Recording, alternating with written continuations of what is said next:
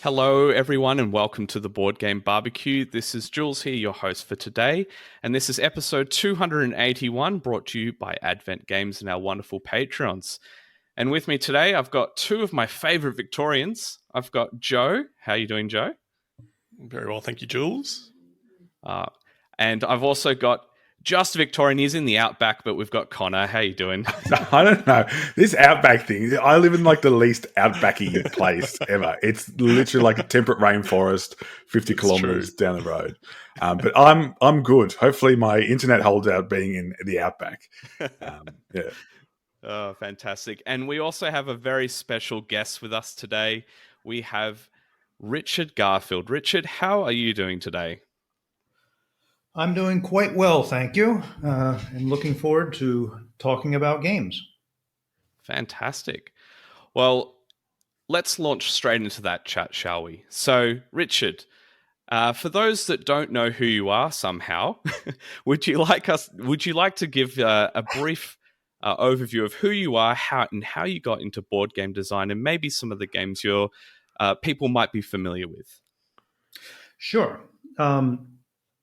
My first published game was Magic: The Gathering in '93, and at the time I was teaching mathematics and left mathematics to do games full time after that.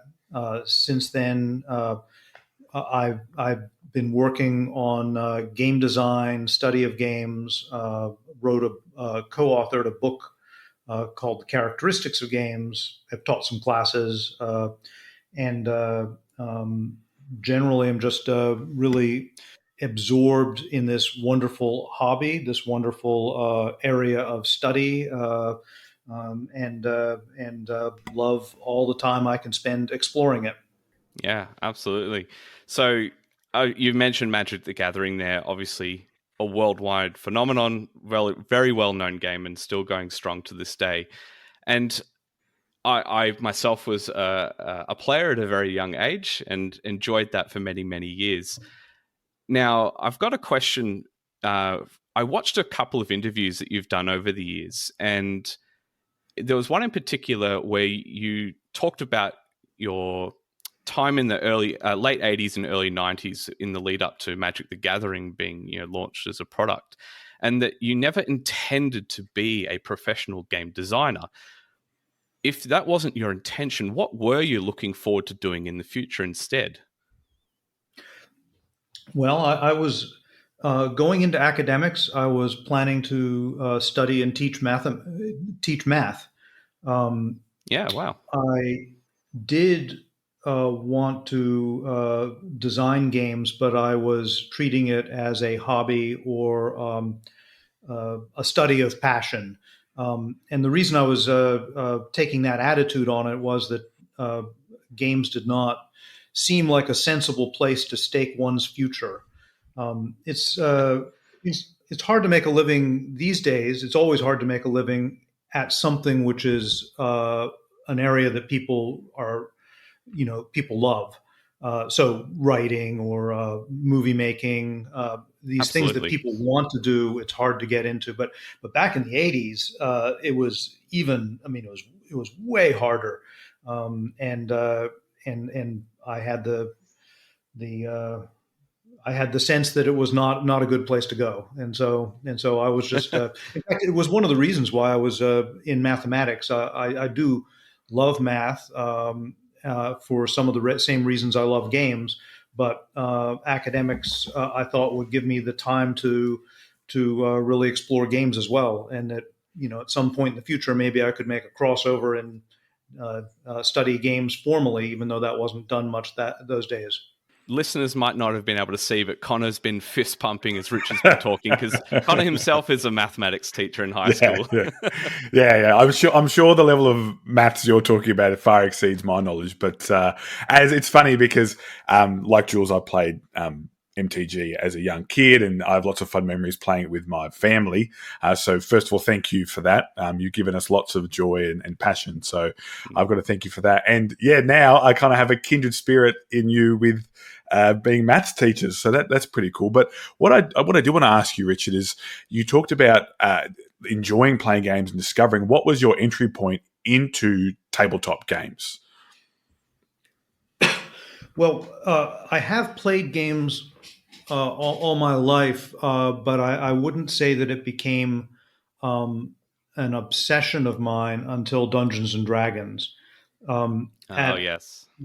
When I first ran into Dungeons and Dragons, which was 78, maybe even a little earlier than that, maybe 77. Anyway, it was quite early. It was still very very new thing, and I was blown away. I thought that this game did so many things that broke all the rules that I thought about games, and I thought that if this game exists and I didn't know about it, what else can exist? And Yeah, for sure. From that moment on, I Yep. just became consumed with learning as many games as I could that were out there, and that includes like board games, but also traditional games, card games, and anything, war games, anything I could get my hands on. I wanted to know about. I wanted to know what you could do within games, and yeah, that's what started me. Yeah. I mean, I think it's interesting how you talked about Dungeons and Dragons being, I guess, your entry point. But do you still play lots of role-playing games, or are you more looking at the, I guess, board game side of things rather than the RPG and tabletop aspects of the hobby? I do not do much role-playing now and haven't over the last say 20 years. But I do occasionally. I love role playing. I think it's an amazing hobby. And in fact, I'm prepping up right now to start my 6-year-old twins on role playing. I've hit them at Nice. the age of Exciting. 5. Love It it. was a little young, and earlier in their sixes, but I think they're really getting ready for it. So yeah, so I haven't been doing it much, but I do intend to in the future. I love it. I'm kind of wondering if I have anything to offer to the role playing world, because Stop it's it. really what Oh, started me stop it. started me into design, yeah. So that's where I am with it. No, awesome. That sounds really cool. And I'm looking forward to hearing more about how you go about teaching your two young sons, because I think that's a great, kind of like what I was saying, sharing magic with my mum and dad. That will be something that will stick with them for years to come. Yeah. Yeah. So this question's related to what you've already talked about. So, I think maths does underpin a lot of, the mechanics of board games, trading card games, and also D&D, and other role playing games. I'd be interested to hear your thoughts on, from a math point of view, or even from a design point of view in general, what is the difference of designing for a trading card game compared to a typical, board game versus what you imagine designing an RPG might be like? Well, with trading card games, I've begun to refer to them as, and I don't think this name is going to stick. It hasn't gotten much enthusiasm, but it needs another name. I've been calling them massively modular games. The reason why I need a new name is because, there's a number of reasons, but most recently Keyforge came out, and Keyforge is very, very much not a trading card game. Because you can't mix and match the decks. But it's disingenuous to say that it isn't related. It's very much a trading card game sure. in the sense that it looks like one. And so what is it? I've been calling it a massively modular game. Same thing for like living card games and so forth. There's this family of games that are built around just having endless amounts of variety and players being able to some way explore this combinatorial jungle. So those sorts of games, they're very challenging to balance, especially when you consider the ongoing issue of adding more and more stuff to them, whether it's more cards in a game like Magic or more decks in a game like Keyforge.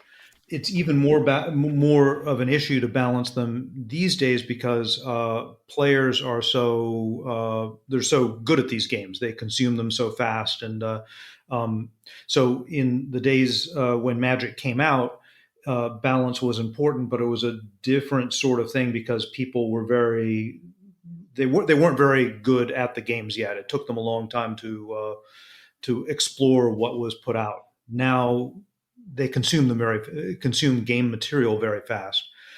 I think there's a lot of tying this back to mathematics. I think this puts a lot more onto the mathematical end of things. So with these massively modular games, I end up doing lots more spreadsheets and Excel scripts to sort of figure out the behavior of what I'm dealing with.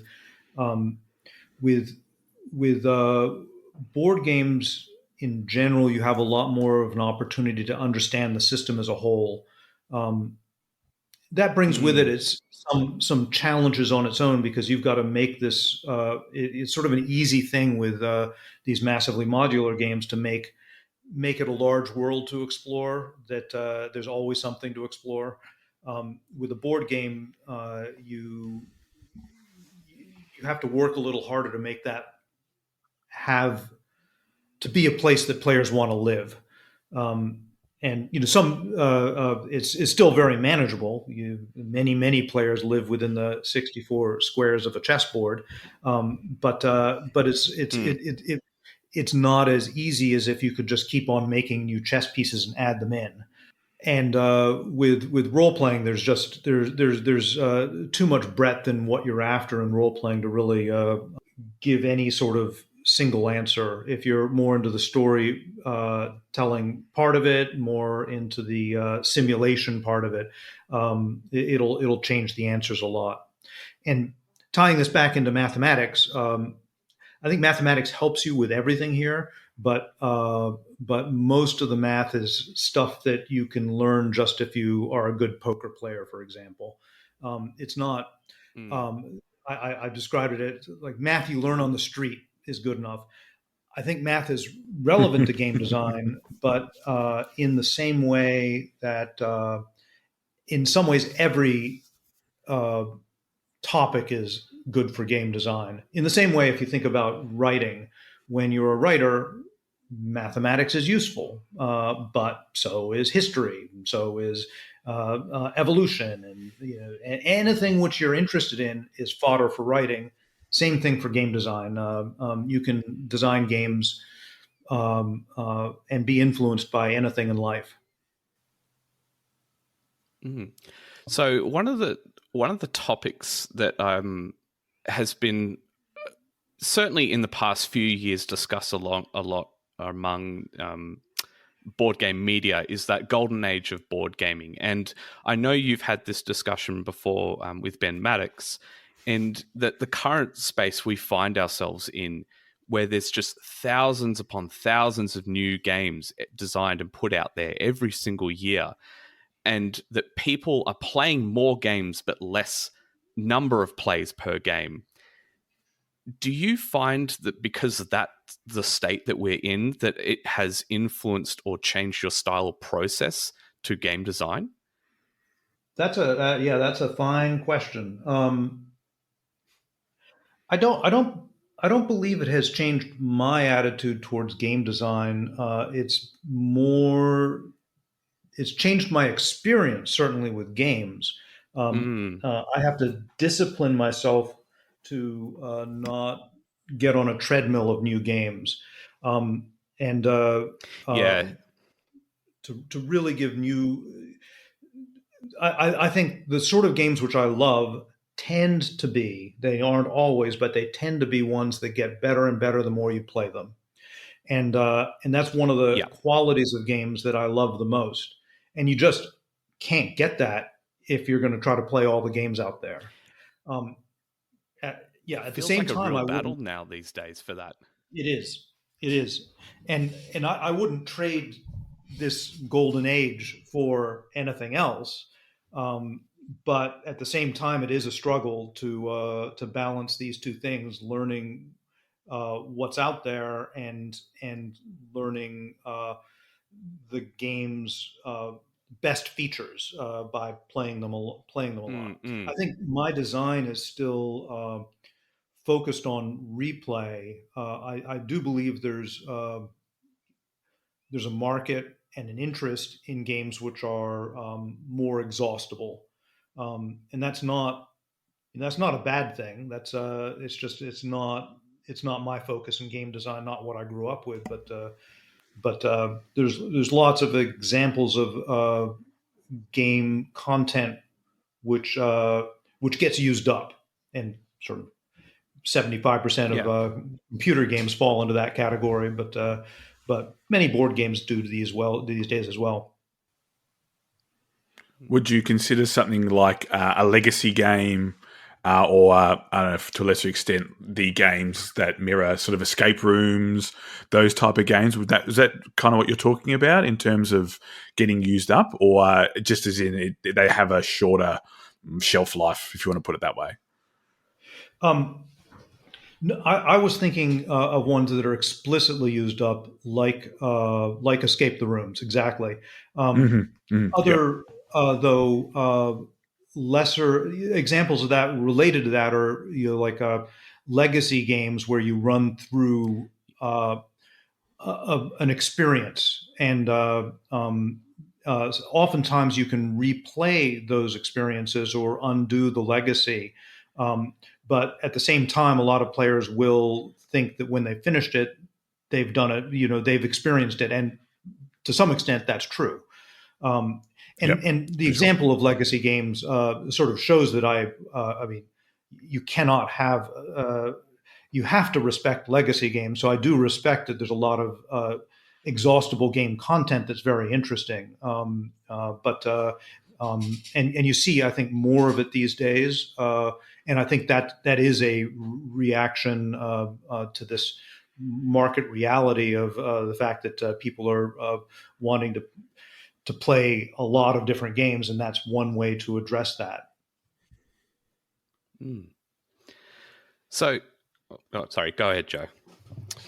So I guess related to that, so, bringing it back to Magic the Gathering, it's this game that's incredibly deep, has this meta narrative, kind of discussion behind it, and has been obviously wildly successful. I was really interested to hear, anyone could take that success, take that game, the depth of that game, and say, I've done it. I've produced an excellent trading card game, and now I'm going to focus on other things. So it'd be interesting to hear what then sparks off that decision to then design Netrunner and then Keyforge after that. Is it something trying to make up for something you were unhappy with in Magic, or something else, just trying to see if you can do it again and see what it's like? Interested to hear what you think.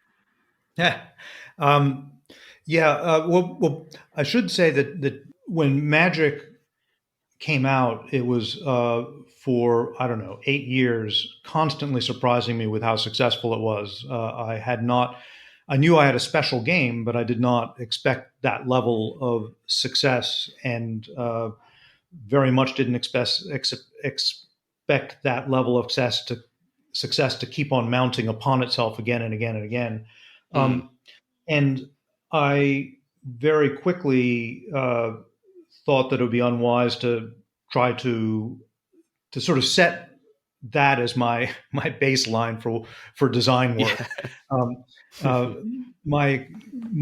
Most people who come up with a success like that don't repeat it, and so I I decided that wasn't something that I was going to aim at.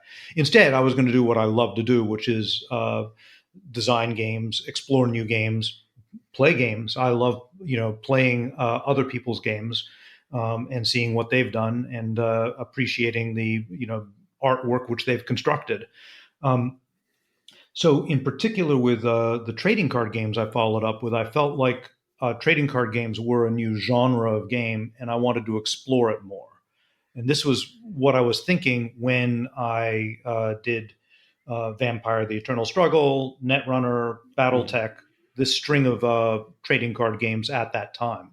And I really learned a lot by doing all these different games back to back. I learned what made that genre of game work. For example, I learned that the game being fast was much more important than it was with board games, and the reason is because absolutely. With a longer game, you don't get to replay it in an evening. Yeah. And replaying is what these games are all about. That's really where they begin to shine.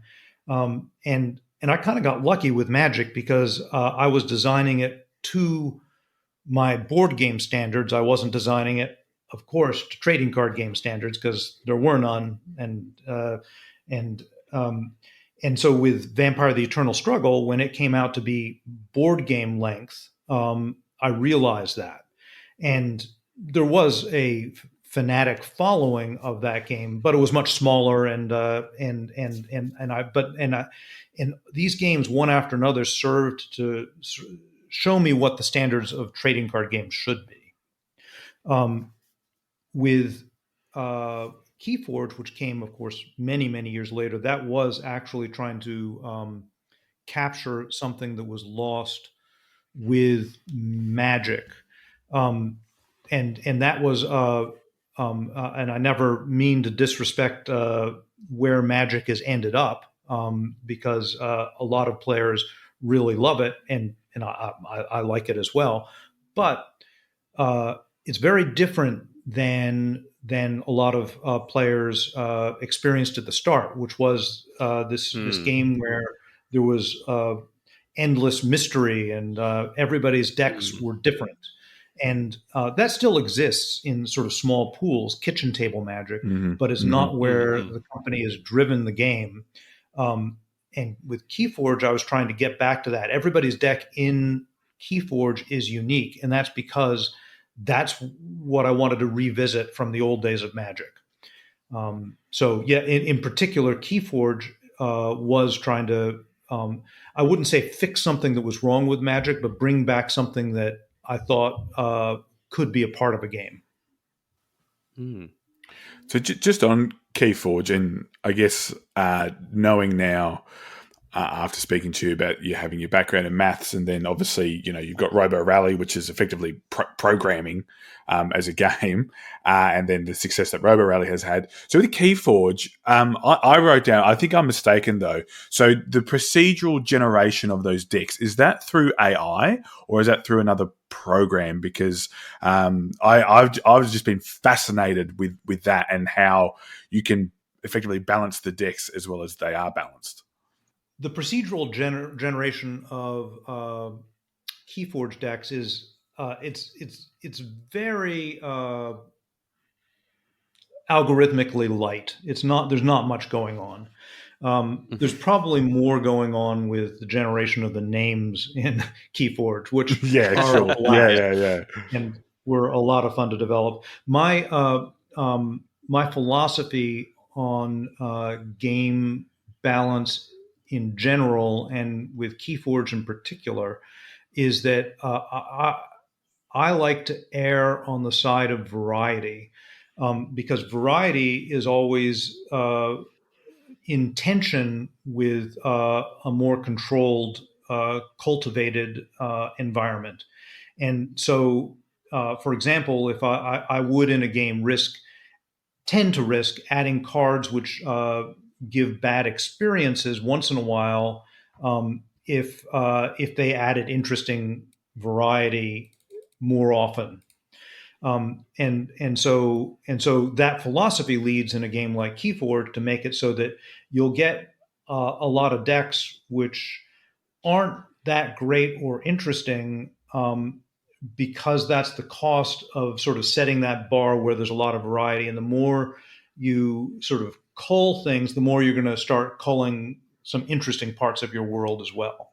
And this is not just in Keyforge, but this is in games in general, is that the more cultivated you make your environment, the more you lose the variety.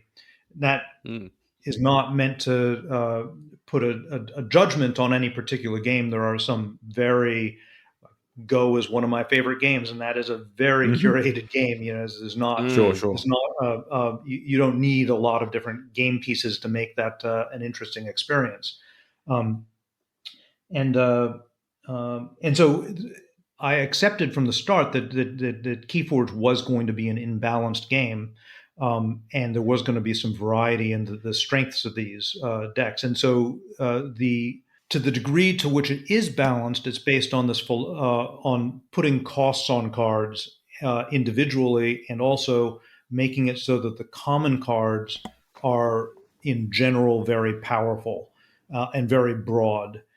This is a philosophy which was there from the early days of Magic, and I've carried through to today. I think it's very important when you've got rarity in these sorts of games that that the rare cards aren't in general the most powerful. And when you look at Keyforge, this is, I mean, that was true in Magic to some degree. That was the intent in Magic, but in Keyforge, it's it's like the most powerful cards in Keyforge are almost always these very common cards, and they become cards which define the whole house, which is to say the analog to color in Magic. Yeah. So we've talked a lot about the card games that you've designed. Obviously, our podcast is more focused on the board game, so I want to switch to there for just a minute. Robo Rally, where did the inspiration come for that game? I was designing a series of robot-themed games back in even junior high, but in high school was where Robo Rally really began to take form, and there was a game back then that I played which had this sort of linear programming in it. Swashbuckler was one, and then there was another space-themed one. And these ones, you wrote down your moves, and they sort of got executed. There were a few games like that, and there was one. There was sort of an aha with Robo Rally that if I put these instructions on cards and deal them to people, then they could very easily get program. So before that aha, my robot games were not only about designing what the robots were. So I had some sort of like you'd buy armor for them and buy motors for them, but also you were programming what they would do, and you were just writing out in a sequence of moves you were going to do. And once I came up with this idea of putting it out on cards and dealing to people, that was sort of instantly a lot of fun and very appealing. And I knew that I had something that would be with me for the long run. Yeah, and it certainly has been. The game has had multiple reprints over the years, and most recently, if my memory serves right, Renegade has a new edition out with some fantastic-looking robots in there.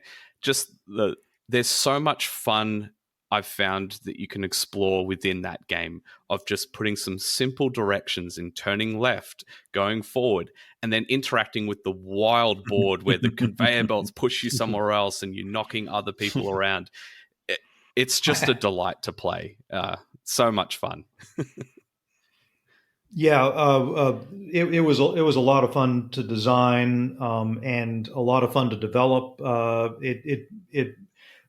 Things just seem to fit together well. And in fact, Robo Rally is really probably what I need to credit my design career to, rather than Magic. Magic is what got me into game designs professionally. But if it weren't for Robo Rally, I wouldn't have. There's a good chance I wouldn't have designed Magic at all.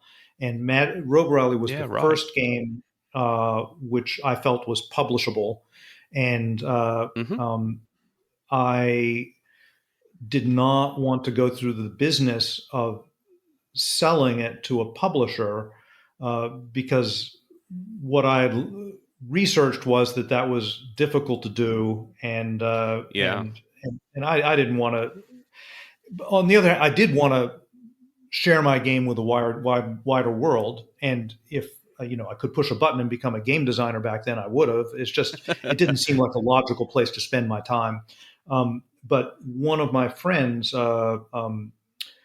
Mike Davis, fell in love with the game and said he would take it upon himself to sell the game. And I gave him half the game in order to do that. And at the time, it seemed like a generous offer, but after he had been trying to sell the game for, I don't know, 6 years and had pitched it to like 7 different publishers, it became more of a fair offer. And that's what put me in contact with Wizards of the Coast. But they did Magic first, which was a good choice for them, probably. But then they followed up with Robo Rally. Yeah. Oh, fantastic. So, as someone that has been in the board game scene for a long time, I'm really curious to hear your thoughts on this particular question. Where do you see, and we've touched on this before, this golden age of board gaming and so many games coming out, where do you see the board game design landscape being in the next 5 years? Do you think we're going to continue to see even more games being produced and pumped out, or do you think we'll hit a peak and be coming down from that? Where do you see the landscape changing in the next 5 years, if you had to rub the crystal ball? Well, I feel in my gut, I feel like games are going to become more popular over time, and it's hard for me to.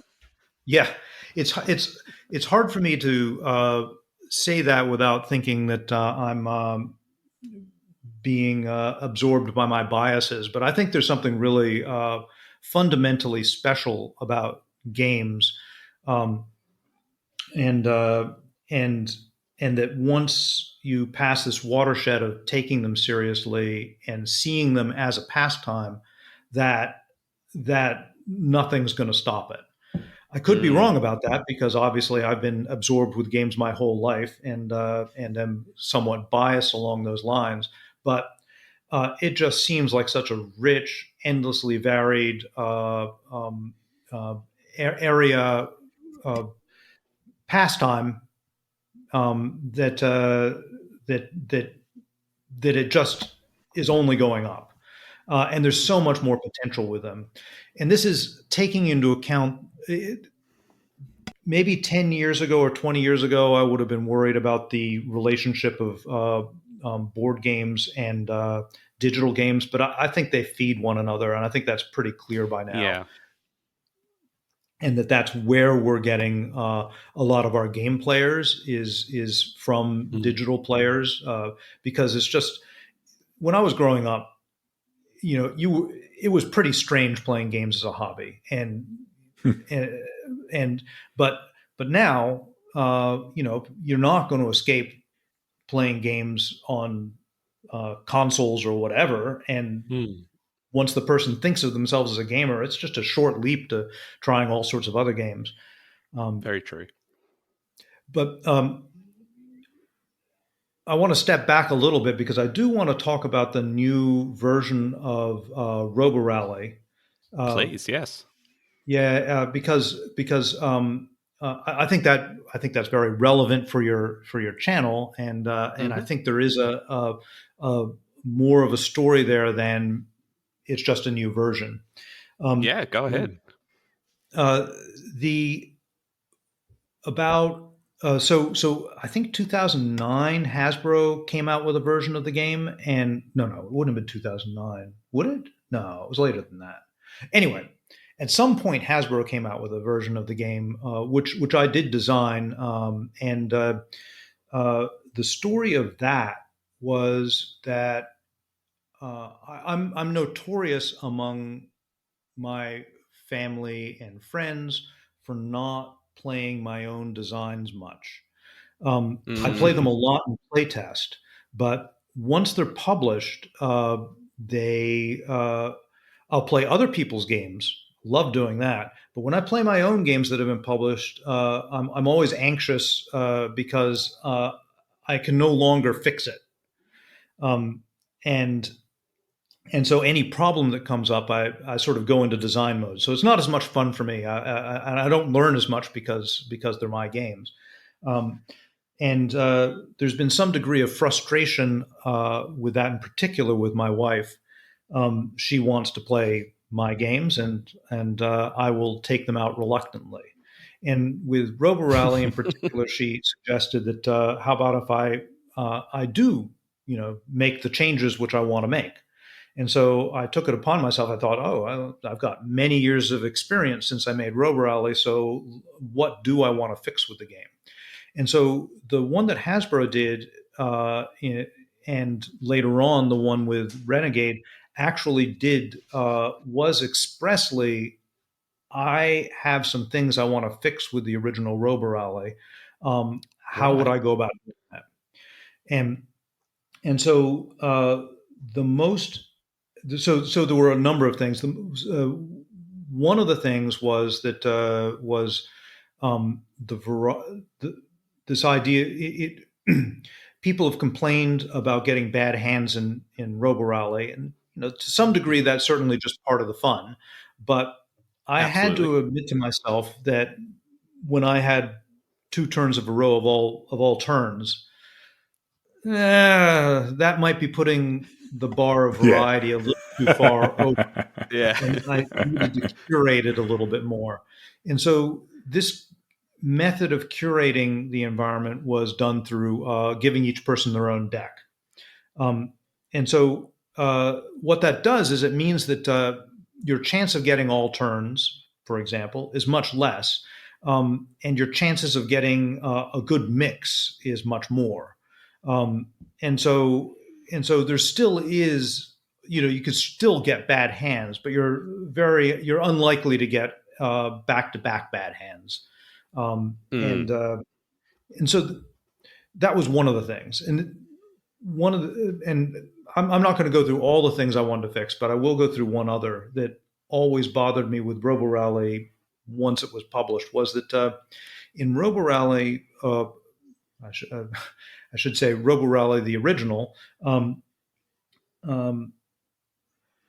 if you wanted to win, you probably didn't want to spend all that much time getting upgrades.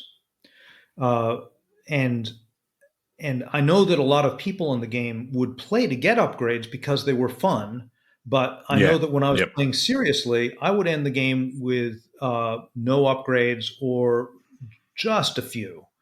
And other people were having a lot of fun just sort of packing them on and going around and doing crazy stuff. And it always bothered me in a game when the fun strategy doesn't line up with a good strategy as egregiously. Yeah, absolutely. I don't like it that you have to make that decision.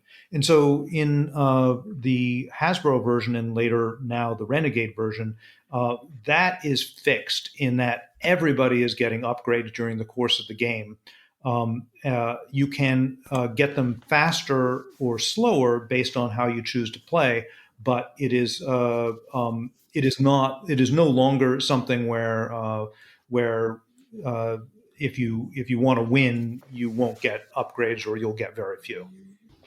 And I'm sure it's great to be able to then refresh the art. You're refreshing the mechanics, you're making it a bit more balanced, and then also able to refresh the art as well. The new art is really beautiful, and it comes with these beautiful little pre-painted robot minis, which look they're gorgeous, amazing. Yeah, they're really nice. So I'm sure Well, that's true too. Renegade was marvelous to work with. I do need to give them a shout out. They um, uh, really figured out. They talked to me. They did the design for this. They did it inspired by I talked with them about what I was trying to get in the Hasbro Hmm. version, and where at some points it fell a little short. And they took that idea. They really did great development work on it. They understood what the charm of the game was and what I was trying to do with it. So they deserve a lot of credit with what they have there. Hmm. So, do you feel that this version that Renegade's produced is it? It's the Robo Rally's capped. You've worked out all the kinks. It's all said and done. I'm sure there are some improvements that could be made and hopefully will be made over time.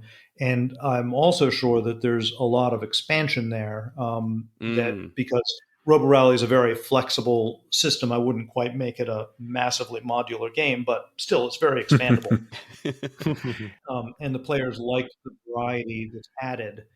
Um, but yeah, but it, it's at a very good place. I think it has fixed all. I think it's fixed all the issues which I had with my original design, which That's great. I just wasn't aware of when it was first published or was in denial about. Do you have so speaking about your board games, do you have a particular one of your board games, excluding the trading card games or the modular card games, out of your board games, do you have a favorite of your board game designs? Well, certainly Roborelli is a sentimental favorite, and I'm really impressed with my past self that I put together something so enduring and charming. Um, uh, it's hard to pick from my body of work which ones I want to point to, but I really like Treasure Hunter. Um, the drafting in Treasure Hunter is Yeah. something that's not. Um, it's not in the Bunny Kingdom slash Seven Wonders mold. It's very different feeling, Mm. and there's a lot of crazy things which can happen in it. So I really like that. I, I'm I mean, it's kind of in a different area, but I really like Half Truth. I don't know if you've played Half Truth, but it is a trivia game I made, and I really am disappointed that it didn't get more attention because it has kind of this nice story to it, which is that I read this book by Ken Jennings, who's a trivia champion, of course, and Yeah. He's like Yeah. Jeopardy guru. Yeah. Mm. right, and so he wrote this book called Brainiac, and I got it for Christmas, and when I read it, I was really just, and this is sort of an example of how it's like you can get anything in life can lead to sort of games. I mean, I suppose trivia already is a game, but it isn't a game in a field far from where I was doing work. But I really understood what what he was. His love for trivia really came across, and I really began to understand the game qualities of it, which I hadn't before. And one of the things, and Trivial Pursuit, of course, I had some fun with that, but I hadn't until I read that book understood the some of the fundamental appeals of trivia, which is that you don't know what's going to be important, and it can be very broad. Um, I had always thought of trivia as being something very narrow, that you had to be a trivia expert in order to really enjoy a game like Trivial Pursuit.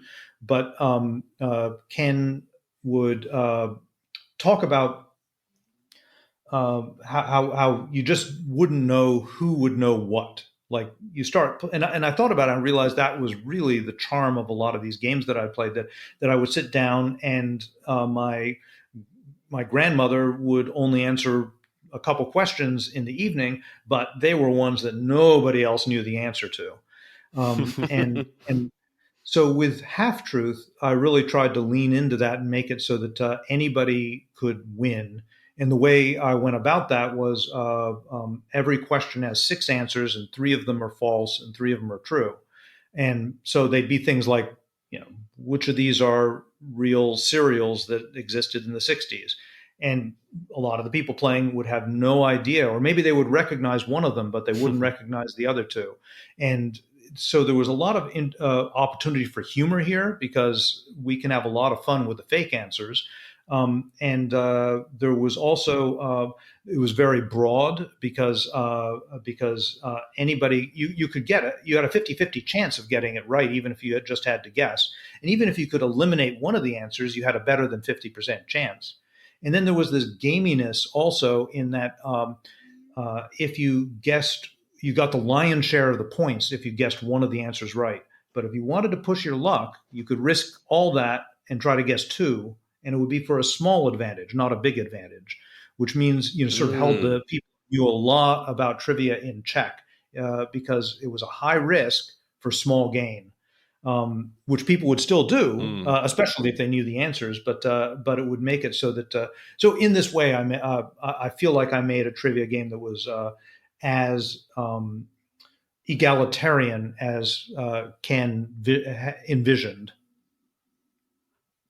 That sounds really fun, actually. I can just imagine, the reveal of when the answer comes out, and you think, "No way! I swear I've heard of that cereal before. I'm sure it existed." It's surprising hearing a trivia game that has an element of strategy to it as well. Yeah. That's fantastic. Well, I know we don't have too much more time with you, Richard, so I'm going to fire off some quick fire questions, and hopefully you've got quick answers to them, so we can get through them, from our Patreon supporters that wanted to ask some questions of you more personally. So I've got one here from Shoitan. He said, he asked this question: do you prefer designing card games over non-card games, say like King of Tokyo? Do I prefer card games or non-card games? Yeah, do you prefer designing card games or board games? Oh, designing. I like designing both of them. I'm often drawn to card games because cards are such an amazing game tool. The fact that they've got a little bit of art, and they can be randomized, and they can be hidden from your opponents. So nothing beats card games for a lot of the things I love in games. But I really love them both.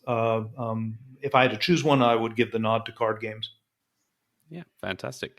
And another question from Draven: what game mechanism from another designer do you wish that you had thought of?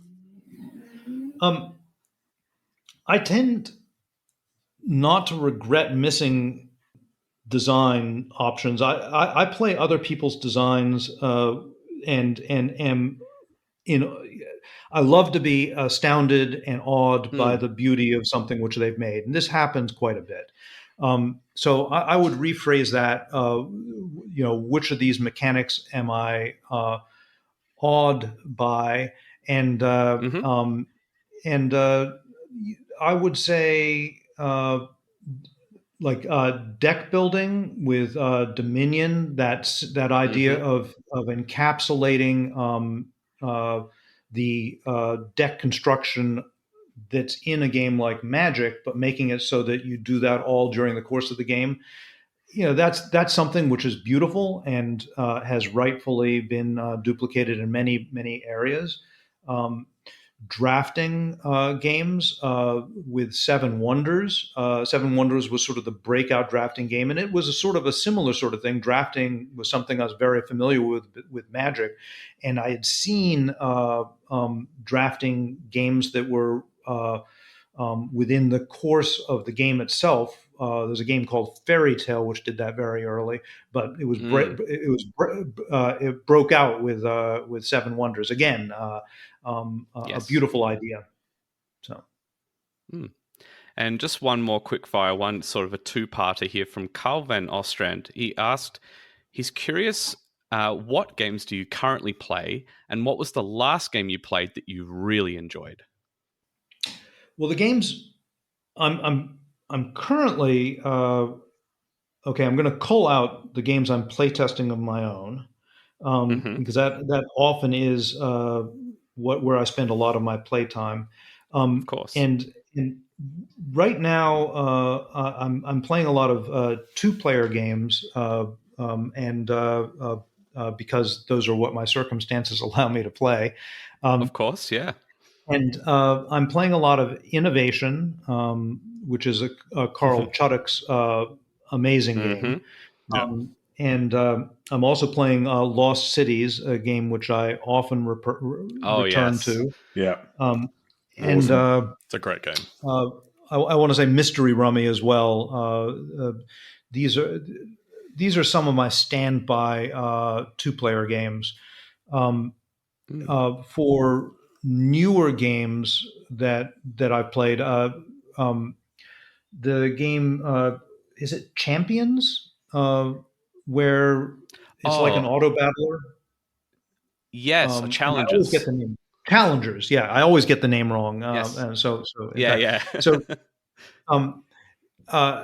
auto battlers are a game genre which I'm and many other game designers are fascinated by. I've designed several not published yet for digital, and I've also tinkered, as many designers have, with bringing those into paper. For me, every time I put them into paper, it feels like, this would be better digitally. And Challengers is one where I think that's still the case with Challengers, but it's a lot closer than I've gotten. And so I really enjoyed that. Fantastic. Two more questions to ask you before we go. What is a game you're currently working on that hasn't come out yet that you would like to tell us about? What's in the pipeline? Well,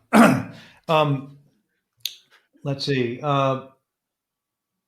Okay, so one that I'm quite excited by, and it's going to be, I don't know, this is one of the narrowest audiences I've probably ever designed for, but I like to take dynamic. When I see a dynamic system and I don't understand it, I make a game to understand it. So this has happened with evolution. It's happened with economics in several different ways. I even did one to model astrophysics because I wanted to see whether I could demonstrate the Hal-Bopp rule or something like that using deck building. But those usually don't see the light of days beyond either just me or me and a small group of people, because they're fun to play once or twice and educational. But that has changed because I read this book, Radical Markets, and it was filled with all these economic ideas that I didn't understand. And one of the games that I made to sort of understand it was really interesting. And so GMT is doing it. And the game is called Founders of Ravik. And the core economic concept there is that players don't own things in the game. They do own them, but they're constantly for sale. In order to have them set a price which is sensible, they pay taxes on it proportionate to what they value it as. So you buy this thing and you say, okay, this is worth 12 credits, and that means I'm paying taxes of 4 credits. But that means that I can buy it from you for 12, and I set the price then to, I think this is worth 15, and we're going to have 5. And so entire game is everything you own is for sale, and you've got this taxation, and so there's this tension that players are not used to.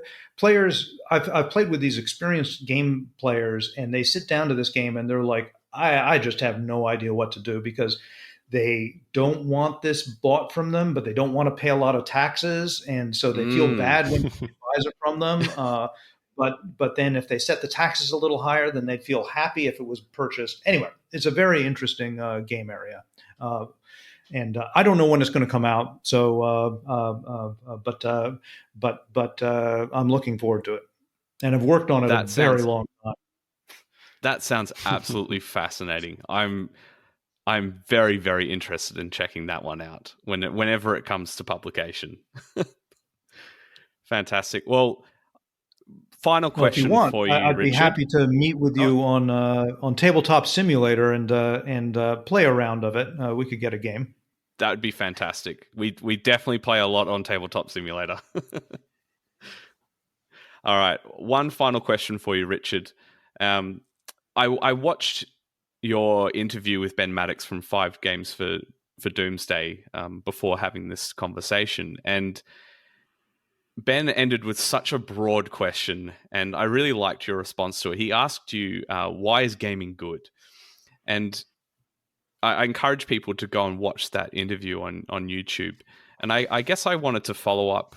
I know it's been some time since you've talked to him, but I wanted to follow up with, I guess, another broad question to cap off this interview. And that was, why is gaming important to you?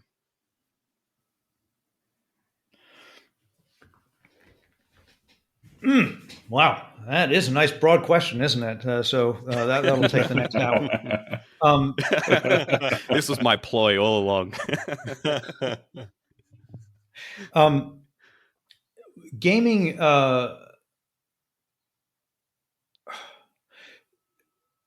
There are many ways in which gaming is really important to me, and I think should be important to a lot of people, to everyone really. I think I'll list 2 reasons. One is and probably the most important is the social reason. When you deal with disparate people, and meaning people from a lot of different walks of life, a lot of different ages, a lot of different outlooks, games are just this marvelous way to connect with them, where you can interact with a set of rules which you understand, because oftentimes culturally you're still learning, and games gives this framework to safely play, experiment, and enjoy time together. And so for people who are slightly introverted, or dealing with people who are not fully understood yet, which is most of the world. It's an amazing tool, and it can easily become a foundation upon which you can build friendships and learn very deep truths about a wide variety of people. So the second thing I wanted to say is education, and in particular, as I mentioned earlier, anything where there's a system involved, which you don't understand. It is, you learn so much about the way things work by looking about how they work in games. And when you've got and this isn't just about simulations, but for games like for games that are purporting to simulate something, even where they fall short, you learn, because you say, wow, In real life, it doesn't work that way. And you can find the rules or the reasons why in real life it doesn't work that way. And that teaches you also, even for failed simulations. And so when I'm making one of these games, which is teaching me about something, or I'm playing a game which has some simulative quality, I always learn something, because these systems are so complicated that you can't just read about them and understand them in your gut, but you can play a game and get a gut feel for what's going on. Fantastic. Yeah, I experienced that recently. So I played a game called Hegemony recently, which I'm not sure if you're aware about, Richard. It simulates the way the different classes interact with each other. So there's the working class, the middle class, the upper class, and then the state. And so it was incredible how well those designers distilled the way something that's very complex that I don't understand very well into a game that's very readily playable and was fun to play at the same time. So I've heard of that. I'll have to follow up on that, because that did sound interesting to me. Yeah. But that's exactly what I'm talking about. There's just there's so much that games have to teach us, and this was apparent to me back when I first discovered them with Dungeons and Dragons. It's like I felt like they were easily the most underutilized tool in schools, and I still feel that the things which I've learned the best, I've learned through games, and that's occasionally been within the classroom, but often it's not. Yeah, fantastic. Well, I think our time might finish there, Richard. So thank you so much for giving up your time, sharing your thoughts, your passion, and your insight into gaming. We really, really appreciate you coming on the show. Oh, it's my pleasure. It's always a lot of fun to talk about games and to pontificate, I guess. Pontificate away. We're all shoot here. me an email for playing Ravik. I'd be happy to show y'all. That'd be I'd love to fantastic. give that a That'd be go. awesome. Yeah. All right. Well, that's all for our interview with Richard today. So we'll say goodbye for now. And thank you again, Richard, for coming on the show. Yeah, my pleasure. Bye-bye. All right.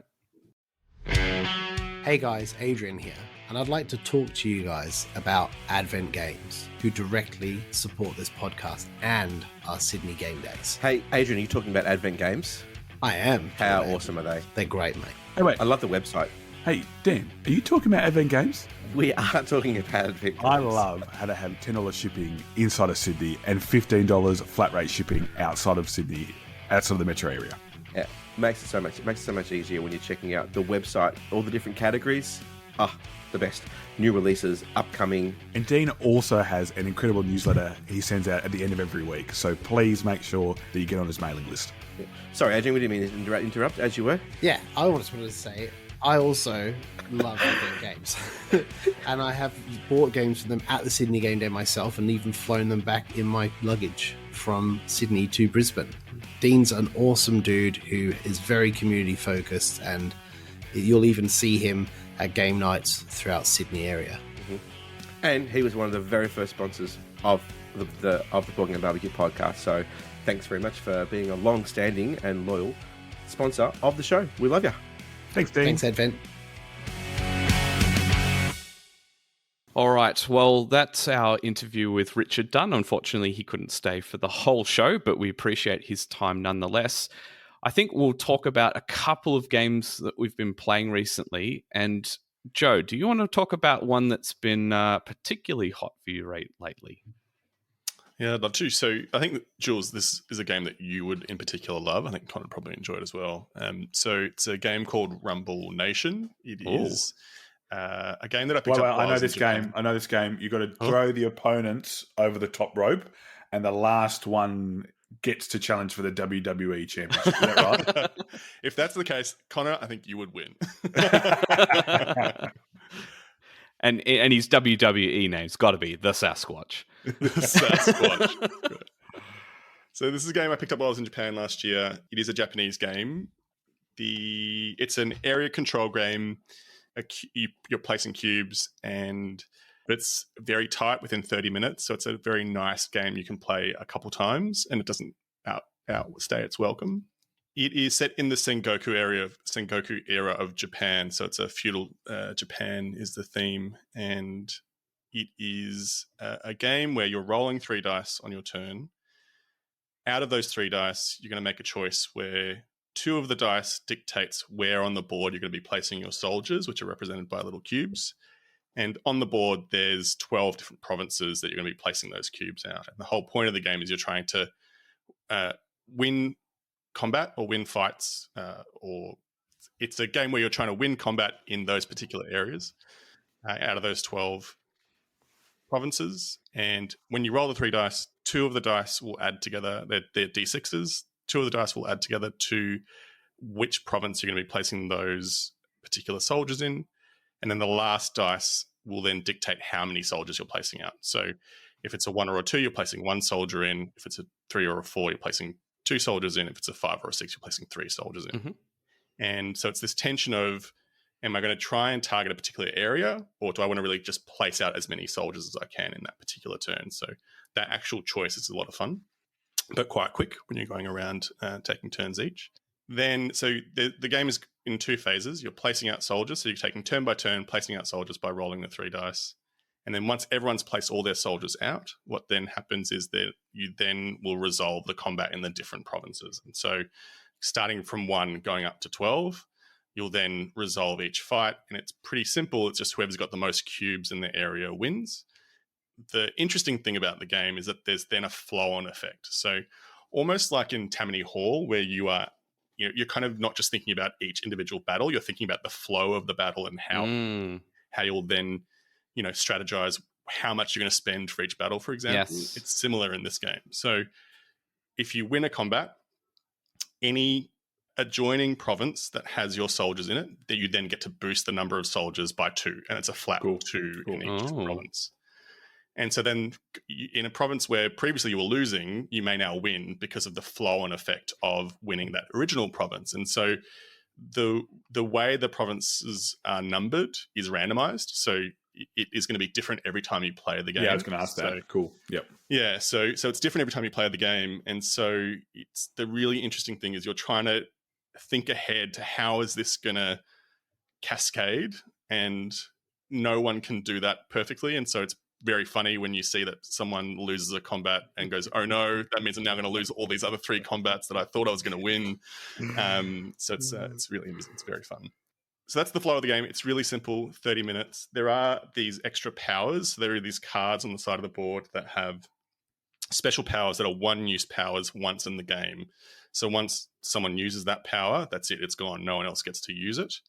The trade-off is that you don't get to then roll dice on your turn. So if you decide to do that, you take the card, you skip your turn that turn, and it goes around to someone else, which might give them the advantage of placing soldiers in a particular location where you're not able to then overcome them potentially.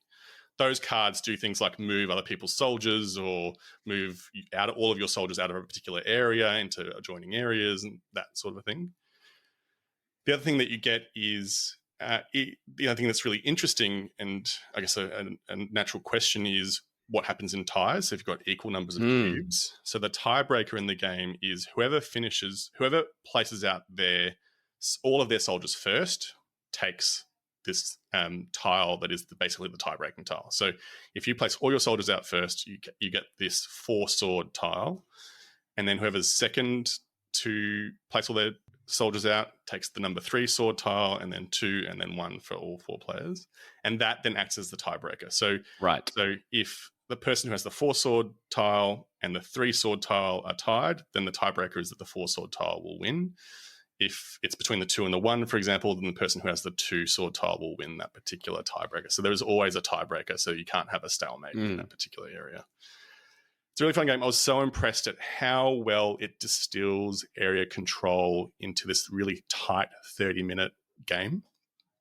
And it was really fun and something you can play like multiple times in a night and really get a feel for. Quick to teach. It was really simple. And yeah, highly, highly recommend it. I know it was previously out of print. So when I found it in Japan, I got so excited because I was like, oh my God, I've been looking for this game this whole trip, the whole like 2 weeks I was in Japan, and I found it in a secondhand store somewhere. But I know that the company that has published it is publishing a deluxe copy of the game, which looks beautiful. I'm just seeing photos now. It looks a lot different. Rather than little cubes, it's like these nice little pagodas, or nice little samurai-looking men. And the map looks a lot nicer in terms of the artwork itself. So the deluxe copy looks beautiful. I was just looking at the pictures now. That explains the difference between the two pictures I was seeing. Yeah. The original one has a really beige, like Sarah would absolutely love that game. The look of the game, it's so beige and flat, and like there's just these little wooden cubes on it. So there is this deluxe copy that's coming out. I don't know if they're going to be releasing it outside of Japan or it's something that you can only get in Japan. But if you're ever in Japan and you see the game, I would highly recommend it. That looks, it looks quite fun, and your description, I think, spot on. It's a game I would love. And looking at it on Board Game Geek and seeing all the other descriptions of these are also games people love. There was like High Society, Brian Baru. I'm like, this is all ticking all these boxes here.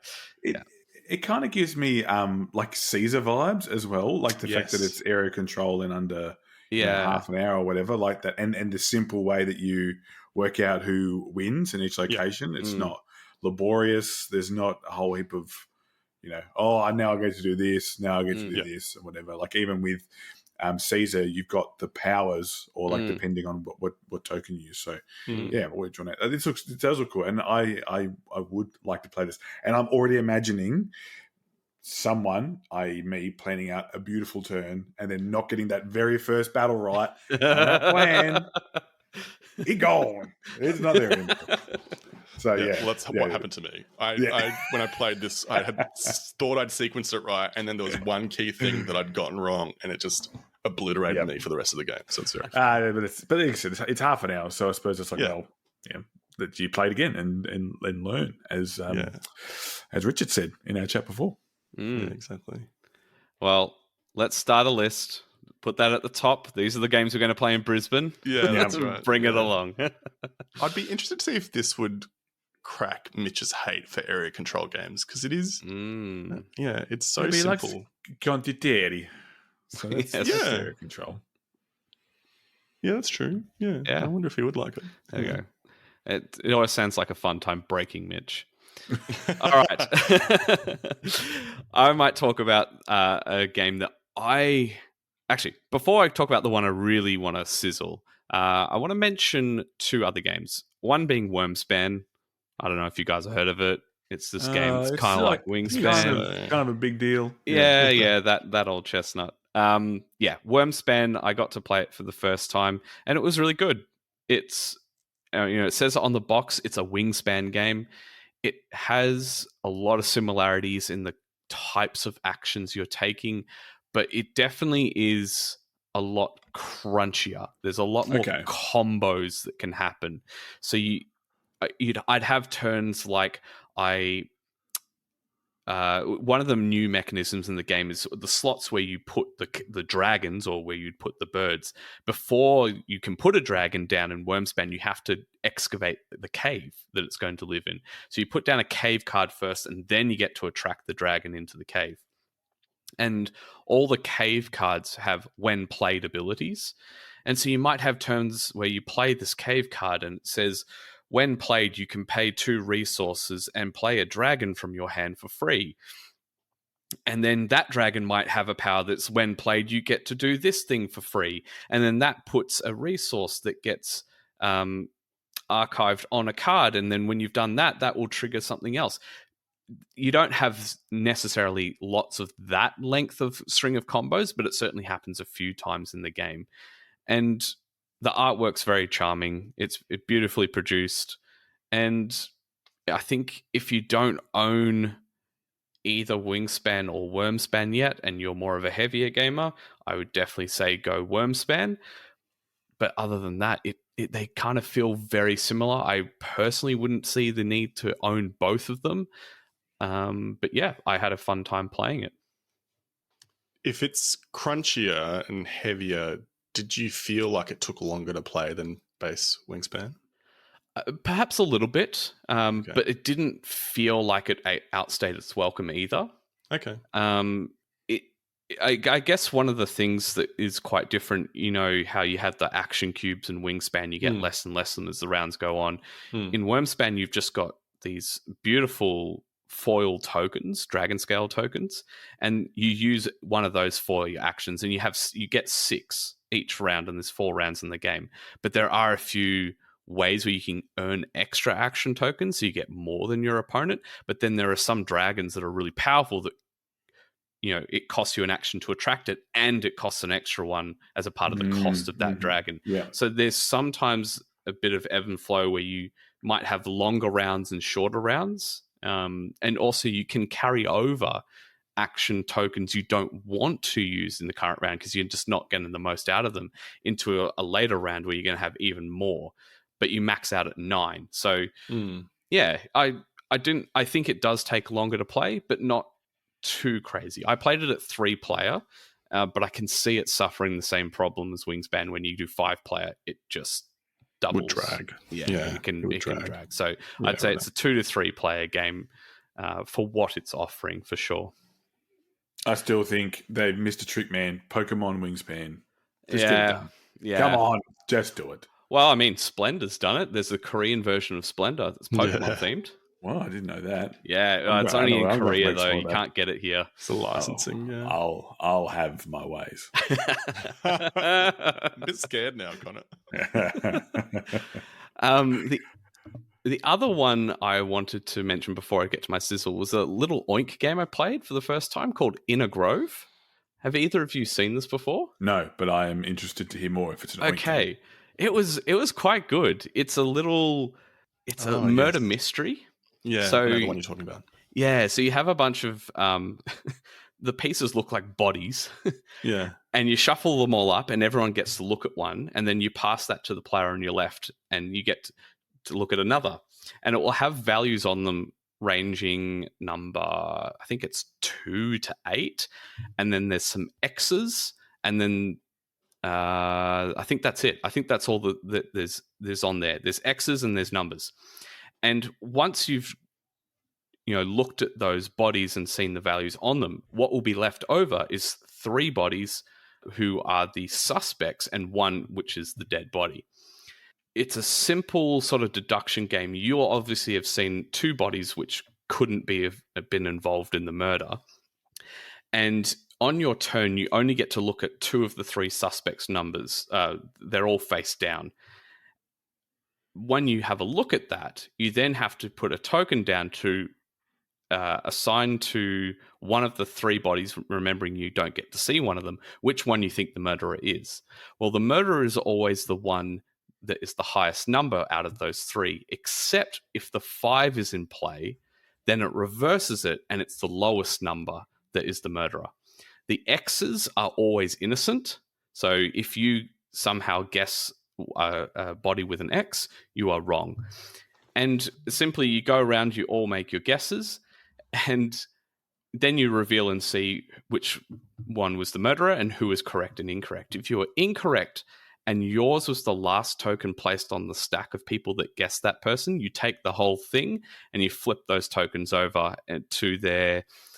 they had a funny word for it. It's like your inept. They're inept tokens because you're all supposed to be investigators.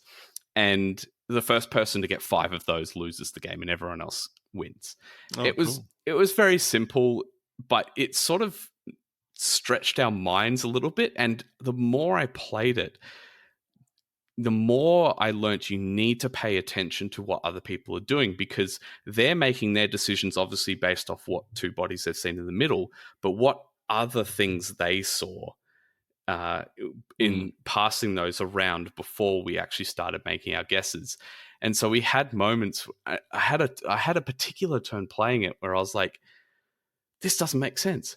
Why would you choose that? It doesn't. I was like, because I've seen something they haven't. And it was just really good. I really, really enjoyed it. So that was In a Grove. It's by Oink. Always down to play an Oink game. Yeah, same. It sounds like a social deduction game without the pressure of having to lie. Like you're deducing based on other people's behavior, but not that they're lying. Just that Correct. they're doing this because they know this. Yes. For example. Yep. It's cool. That's exactly what it's like. Yeah. That's great. But the game I really wanted to talk about this week was one that is coming out some point this year. I don't know exactly when there's a release date for it, but it's called Courtisans, and it will be published by Pandasaurus Games.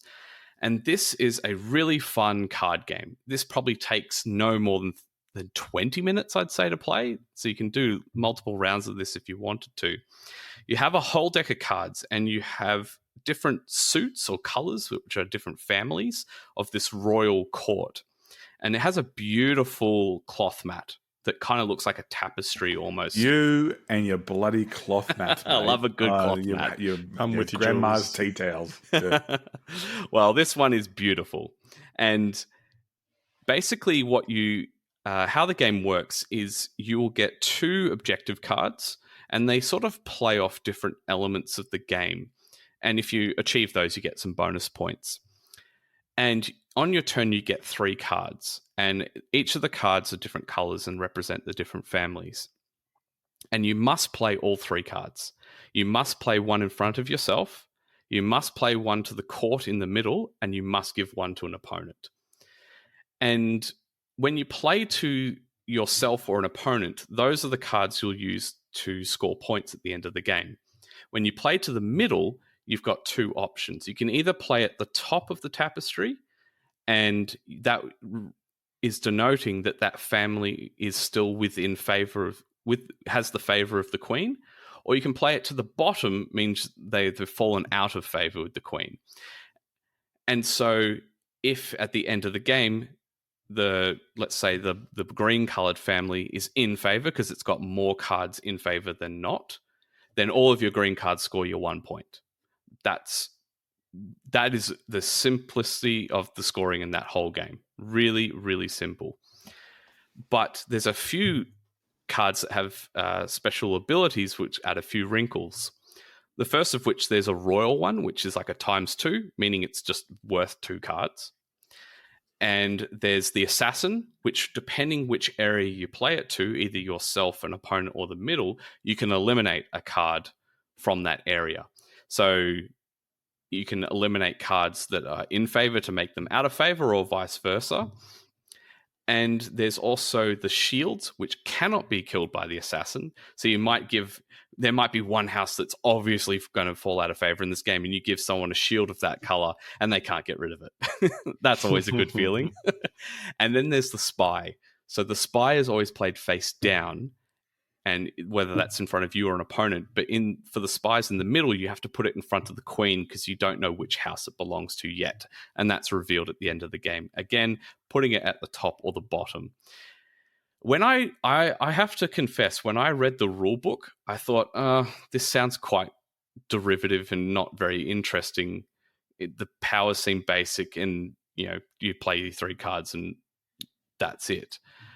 But this, I just have never been so wrong. From reading the rule book to experiencing the gameplay, it's one of those games that felt like it's more fun than it should be. And I just absolutely love it. And the people I got to play with it most recently, immediately after we finished, said, let's go again.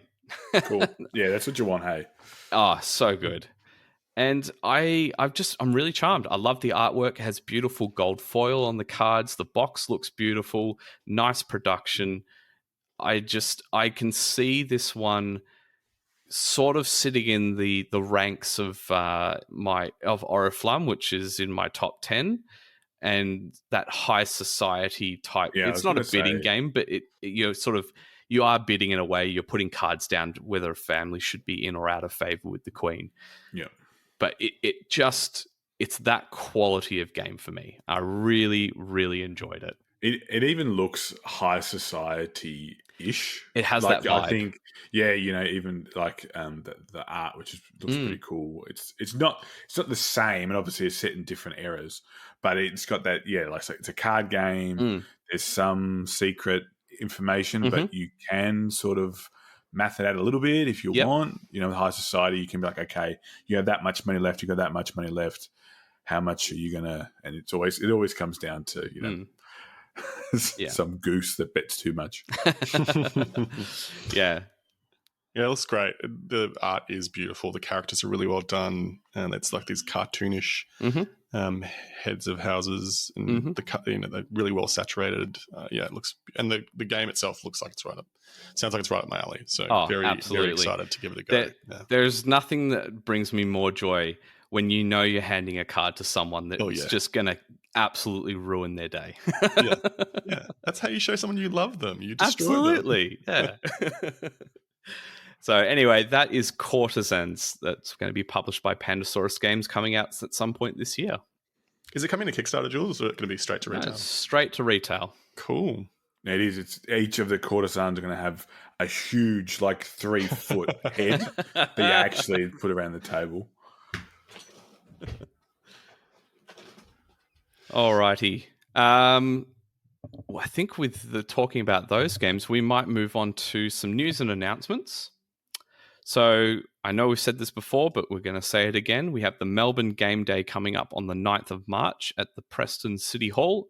If you haven't got a ticket, get a ticket. I know it's a long weekend. That's a perfect excuse to get some more board gaming Extra day to recover. That's right. Yes, we all need that post-game day recovery day. Gumnut will be there with a pop-up store, and also the team of Melbourne Executioners will be back running D&D one-shots. So come along and sign up to those sessions when they're available. We've also got the Brisbane Game Day on the 23rd of March at Royal on the Park. More Than Meeples will be there with a pop-up store. And as we've said before, the entire podcast crew will be in attendance. So that's going to be a good time had. And of course, PlayCon from the 12th to the 14th of July at Hurstville in Sydney. Go to play-con.com to grab your tickets now for a lot of gaming fun to be had in a few months to come. And of course, we announced this last week, but I'll do it again. We have Oceania Month, which is our way of celebrating board gaming culture and people and all the things in the Australia, New Zealand region of the world. We're going to have guests for that whole month from our part of the world, our neck of the woods, as we would say, and it's going to be a really good time. We'll announce those guests and who they are closer to the time. All right, so with that done, we'll move on to Question of the Pod.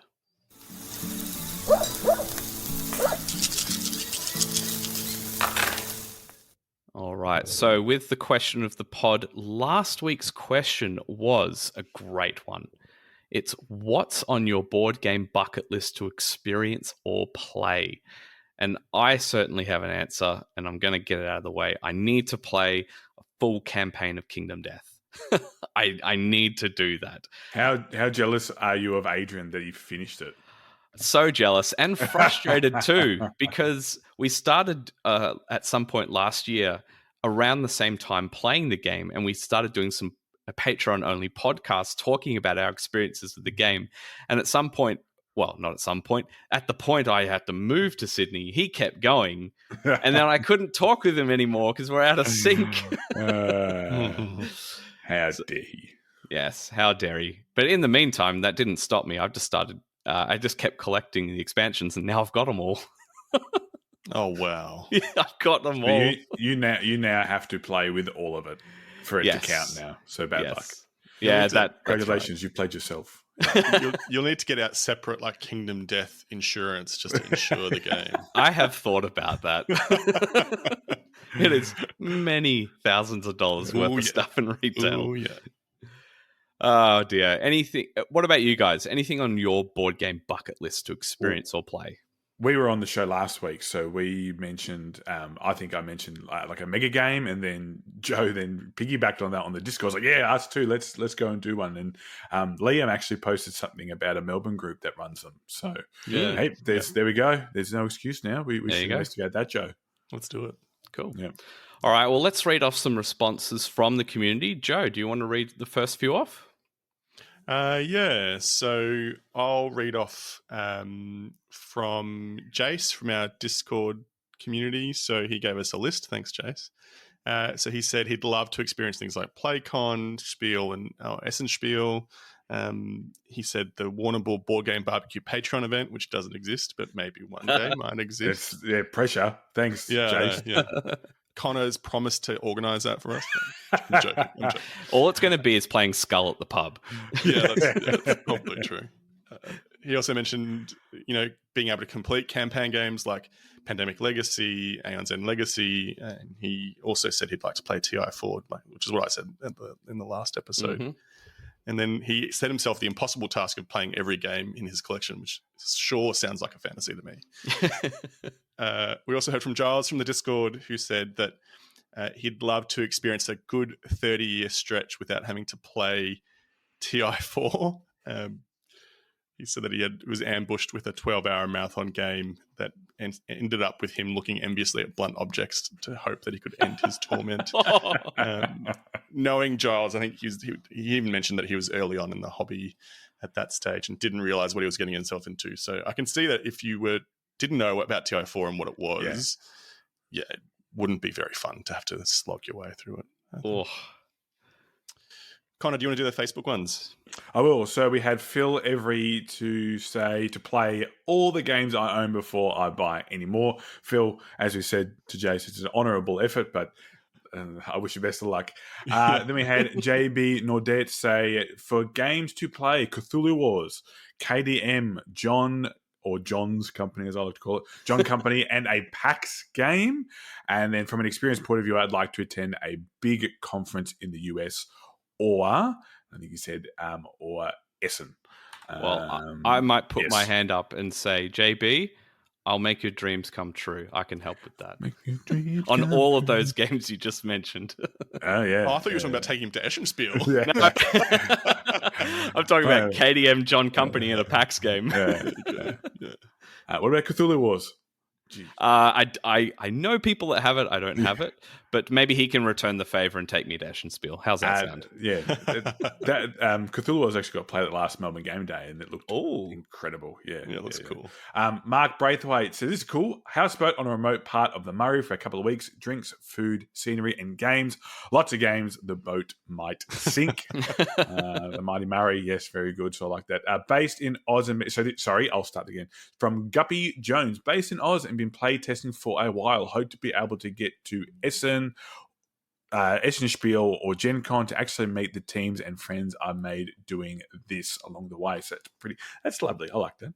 And then Jason Craig said, be keen to go on a board game cruise once in my life. Yes, I see lots of great pictures of those cruises that look cool as. And then rolling into Gene Helix Rose, our buddy Gene, says he'd like to play TI, which I imagine TI4, finish a KDM campaign, Gen Con or Spiel, and a board game cruise. We're getting some common themes here, folks. Some real common themes. So I feel like to fulfill the community's wishes, what we need is a KDM cruise. Yeah, to Essen. To Essen. That's right. We complete our KDM campaign on a cruise on the way to Essen. It can leave from Perth, sort of go down, scoop past, scoop past Africa, where we can play campaign for North Africa, which is going to come up in a second, and then head up to Essen. It would take 6 months of our lives. But I see no problem with this plan. It sounds flawless, and I think we'll have lots of people taking up the idea. Yep. You can have 5 attendees. Perfect. Oh, perfect. From our Twitter, so we had Drake Villarreal, who also gave us a list, said would like to have a game in the Board Game Geek Top 100. Yeah, that'd be cool. Best of luck, Drake. I'm sure you'll get there easily. He's great. He's such a great developer and designer. Yeah, he's made some great games. He also mentioned winning Split Jars, I assume is what he meant by listing it there, and then also consulting on a board game inspired video game, which would be really cool, I imagine, to try and translate that into the video game world. We also had Pete242 on Twitter mentioned they'd love to play just one whole turn of campaign for North Africa. It would take the entire cruise ride. Just one turn. Yeah. And then on Instagram, we had L&L Board Games mentioned they'd love to play War of the Ring. That's on their bucket list to play. And then Bert Games on Instagram also mentioned I assume attending the World Series of Board Gaming, which I've never heard of before. What is that? So that's an event that has run for the past 2 years in Vegas, where it's competitive board gaming. There is literally prize money on offer. There's like jewelry in the vein of like, you know, an NBA championship rings. Yeah, like the poker bracelets the World Series of Poker. Yeah. Ask Dana about it. Dana is full into it. Wow. I think because a certain someone was like commentating. He Don't shall speak not his be name. named. Yeah, because Dana will, even though we live in separate states, Dana will pop up. She was all over it. It was great. No, the World Series of Board Gaming's a new concept.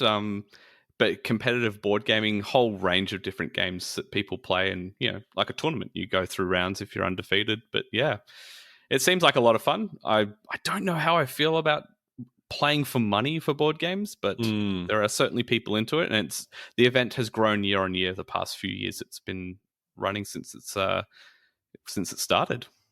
Sounds like if we have to reliably win, Connor, that counts us out. Oh, yeah. I'd be the handicap. Like in a team-based game. It's like, all right, this is the number one ranked player in the world to make it even for everyone else who has to play with Connor. Connor, it's your turn. He's like they're kicking me like in the it's your turn. Oh, dear. All right. Thank you to everyone from the community for submitting your questions. Those were really fun to read. And we have a new question for this week's question of the pod. And I thought the chat we literally just had with Richard, I finished that interview by asking him a question, which I'll throw to us and the whole community as well. That is, why is gaming important to you? I expect those answers will revolve around board gaming a lot, but it doesn't have to. Gentlemen, why is gaming important to you? For me, so if we're talking about board gaming, I talk about this a lot on the show. Board games are a chance for me to have a whole lot of fun with other people. You know, it's very tactile in nature. I enjoy the banter across the table. I enjoy the teamwork that comes with playing a co-op game. It kind of gives me similar feelings to when I used to play a lot of sport, without the high-ish stakes that we used to play for in sport. So you've still got that competitive nature, you've still got the banter, you've still got the teamwork. The other thing that's important to me is I love, kind of like what you were saying, I love how the gaming space has grown, even in the time that I've been part of it. We've kind of been in, like the three of us have been in a similar amount of time. You know, we played games as kids and stuff like that. Just how it's grown. I love that. That then inspires me to try and get more games to the table, because I know how much love and hard work has gone into these, having known so many people who have made games now, that I want to be part of and experience what they have created. Yeah, I guess for me, really similar to what Connor said, and to echo what Richard had said, you know, gaming, I think, uniquely allows you to make connection with people in a way that doesn't have that same social pressure when it's just you and the person and there's nothing between you. I also, you know, I've said this a few times when I've talked to people about gaming, but I actually think to game is to be human. I think all human beings love gaming. It's a part of our makeup. We like puzzles or connecting with each other in a way that's competitive. You know, there's different ways of playing games, and I always think it's just finding the right game for the right person. And so those connections you make are really special, I think. And I've made some amazing friends from board gaming as a result. And, you know, apart from that, I think it also helps you to kind of engage your brain in ways that maybe sometimes work or study don't necessarily do. That puzzle of figuring out a game or figuring out a mechanic, and that feeling of doing something really clever to get one over, you know, on your friends, or like, you know, enact this really interesting strategy, I think is always really fun as well. Yeah, I going off what you just said, Joe, and echoing what Richard said as well, I think when he talked about his second point of education, I feel like that's the thing that resonates with me most, and why gaming is important to me. I feel like just the breadth of gaming experiences we have in this hobby stretches my mind, and I find a great deal of satisfaction in going through that process. I get to learn about strategies and different ideas, and sometimes that can also include factual historical settings and learning about the world and some of the history that exists in many places that I wouldn't have experienced otherwise. And gaming is the vessel in which I get to learn those things. And of course, the social aspect is so important to me. It's helped me meet so many new people, have so many great memories. But I think I totally agree with what you said before, Joe. There is a board game for everyone out there. I think everyone's into gaming, and I think everyone can be into board gaming. They just need to find their favorite game. There's so many out there. Yeah, fully agree. Yeah. All right. Well, I'm keen to hear what you, the community, you, the listeners, have to say on this particular question. Why is gaming important to you? And you can share those answers on Facebook, Twitter, Instagram, and Discord. We'll pick a few of those responses and read them out on next week's show.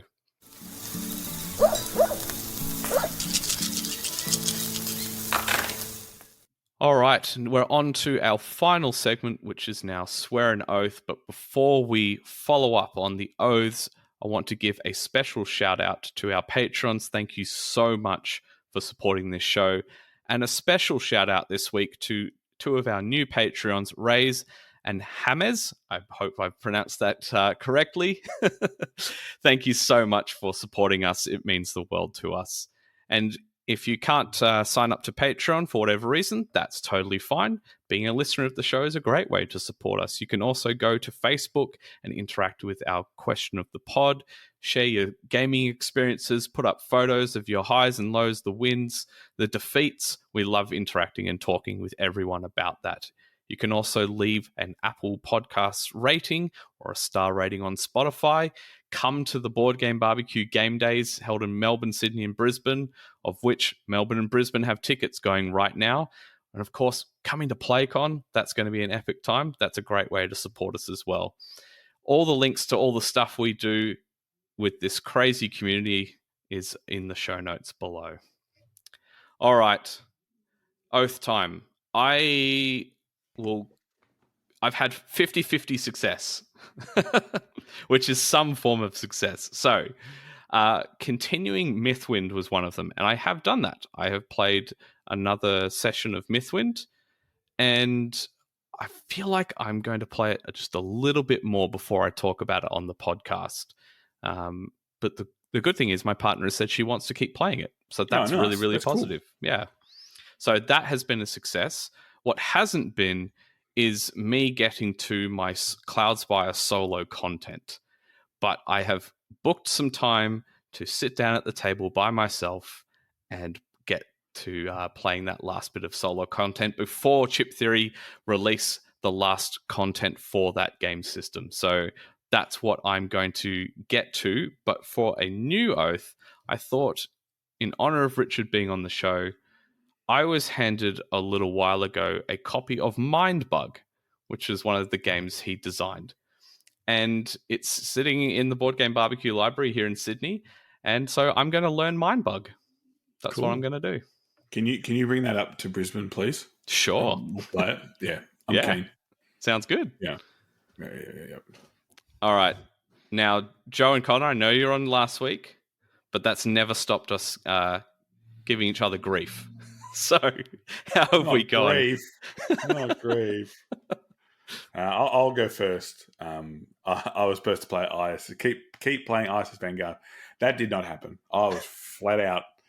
Can I tell? I'll tell the story about what happened my week. Right. I'll tell the story about what happened in my week. I was supposed to go on Year 11 retreat, and a bushfire started like literally 2 kilometers from where we were going to camp. So that is, I was going on retreat for the first 3 days, turn around and come home, and then had to deal with all the aftermath of not going on retreat. So please forgive me, Board Game Barbecue community. This sounds like, the dog ate my homework. Yeah, it's the equivalent, except far more dangerous and truthful. Well, but me not going somewhere really does sound like a pretty shabby excuse to not have done something. So look, I will endeavour to keep playing ISS Vanguard, and I've actually been struggling coming up with an oath, but I have been struggling to play games in general. So I am hoping to get back to playing games and have more to talk about before I'm on the show next, because it has been a busy start to the year. So even if it's something on BGA to play something new, I don't know what it is yet, but I'm looking forward to playing something new. So that will be my oath, and it could be on the table, it could be on BGA. I'm just not sure. A brand new game. Very good. Joe. Well, the dog ate my homework. Oh no! And you do have a dog. We do have a dog. She didn't eat. I She have didn't a eat dog. Ride. So I was meant to play Ticket to Ride Legacy with my husband. It's been a real week, and so we've had a daycare virus tear through the house, which has just really put the brakes on that. And we were meant to play with my sister and her boyfriend, and we found it hard to schedule them into it. So it just didn't happen. But it will happen. So I'm confident we'll get to it eventually. Always good to fail the first oath. First up, second episode. Back-to-back weeks is kind of rough. You've got to have some sort of grace there. Yeah, I hope so. So in terms of a new oath, so I'm really keen. I recently got picked up a pre-order of a game called Barcelona, designed by Danny Garcia. I pre-ordered this game just because it was called Barcelona. My family, so my parents are both immigrants. My mum was born in Barcelona and immigrated to Australia. So that's what I bought it for that reason. I was like, it's a Euro, it's called Barcelona. Why not give it a go? And I've read through the rules now, and it looks really interesting. The action selection is really interesting. So I'm keen to give it a go. And so by the next time I'm on the pod, I plan to have played Barcelona at least once or twice. Very good. All right. Well, that will bring us to the end of this week's show. Thank you, Connor. Thank you, Joe. Thank you, Jules. Thank you to Richard. That was a very, very entertaining and interesting chat. He is a very, very clever man. As are you two, of course. You're a very clever man. Thank you, Connor. Yes, and thank you again to Richard for coming on the show. That was really, really entertaining and very insightful. All right. Until next week, play some more games. Bye for now. Bye-bye. See ya.